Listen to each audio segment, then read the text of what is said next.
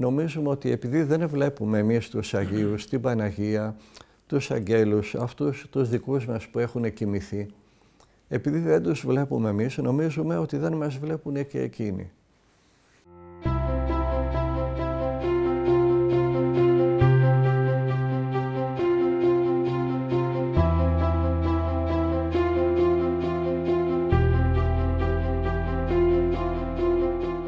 Ρωτάει ένας κύριος πώς να αντιμετωπίσω το θάνατο του πλουσιέστερου ατόμου. Δεν αντιμετωπίζεται. Ο θάνατος είναι κάτι που ξεπερνάει κάθε τι ανθρώπινο.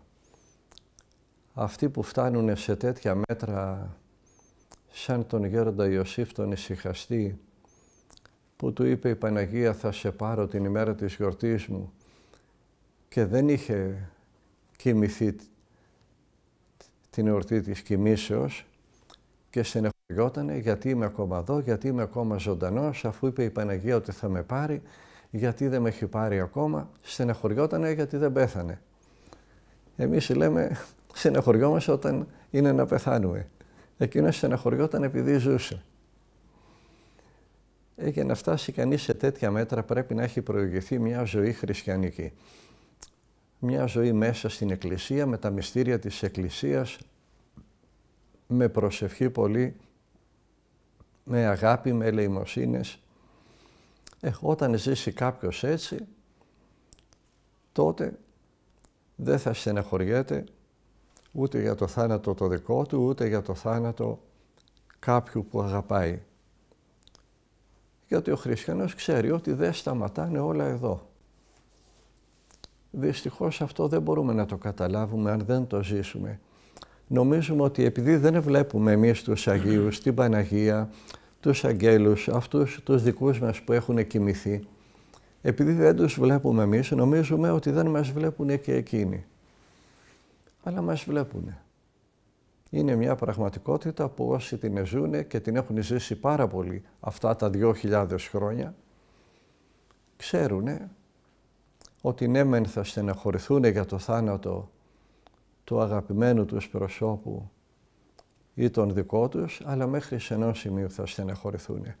Από εκεί και μετά ξέρουν ότι θα ξαναβρεθούμε πάλι. Και αυτό το ξέρουμε, δεν το πιστεύουμε. Το ξέρουμε με 1.002 τρόπους.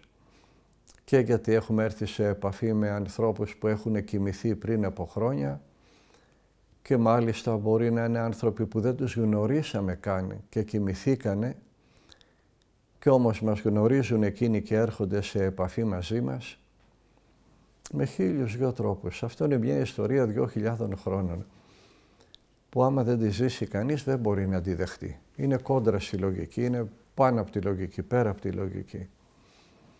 Αλλά πάνω σε αυτή την γνώση, όχι σε αυτή την πίστη, ότι ο Θεός είναι ο Θεός του Αβραάμ, του Ισαάκ, του Ιακώβ, που είναι Θεός ζώντων, δεν είναι Θεός πεθαμένων, σημαίνει ότι ο Αβραάμ, ο Ισαάκ, ο Ιακώβ και ο κάθε δικός μας άνθρωπος είναι ζωντανοί, αφού ο Θεός είναι Θεός ζώντων. Υπάρχουν πολλοί που έχουν έρθει σε επαφή με την άλλη διάσταση και ξέρουν.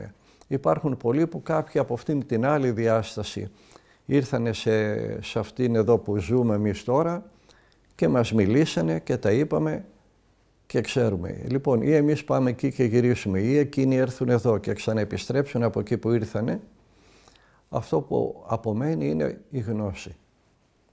Και οι χριστιανοί 2.000 χρόνια τώρα ξέρουν ότι ουκ έστι θάνατος. Ο θάνατος δεν υπάρχει. Αλλάζει η μορφή, ο τρόπος που ζούμε. Τώρα ζούμε έτσι, όταν κλείσουμε τα μάτια εδώ θα τα ανοίξουμε κάπου αλλού και ζούμε διαφορετικά. Όταν εμφανίζονται οι Άγιοι και μας μιλάνε, δεν είναι η ιδέα μας, δεν είναι αυτυποβολή δική μας, γιατί εμφανίζονται και σε άλλους και μιλάνε σε άλλους για πράγματα που εμείς ζητήσαμε και τα φανερώνουν σε άλλους. Άρα είναι μια πραγματική επικοινωνία, δεν είναι φαντασία.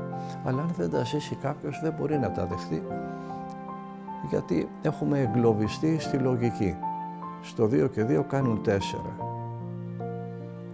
αυτή τη λογική ανέτρεψε το 1 και 1 και 1 δεν κάνουν 3, αλλά κάνουν 1, Θεό. Θα τα ζήσουμε και να τα γνωρίσουμε.